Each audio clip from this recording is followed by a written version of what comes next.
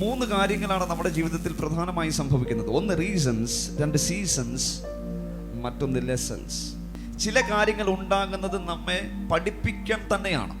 ചില കാര്യങ്ങൾ സംഭവിക്കപ്പെടുന്നതിന് കാരണങ്ങളുണ്ട്. ചില കാര്യങ്ങൾ സംഭവിക്കപ്പെടുന്നത് കാലങ്ങൾക്കായിട്ടാണ്.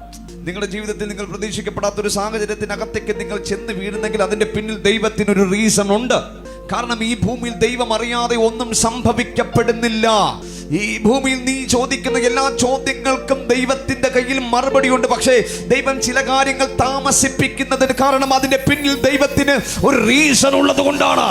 പക്ഷെ ഒരു കാര്യം ഞാൻ പറയാം, അധികം നാളൊന്നും ദൈവത്തിന് താൻ പറഞ്ഞ ഒരു വാക്കും മറച്ചു വെക്കാൻ കഴിയില്ല. കാരണം വചനം പറയുന്നു, ദർശനത്തിന് അവധി വെച്ചിരിക്കുന്നു, അത് സമാപ്തിയിലേക്ക് ബന്ധപ്പെടുന്നു, അത് വരിക തന്നെ ചെയ്യാം.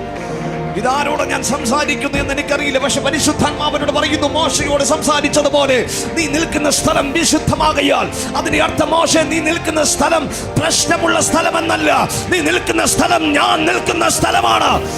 നീ നിൽക്കുന്ന സ്ഥലം ക്യാൻസർ ഉള്ള സ്ഥലമല്ല.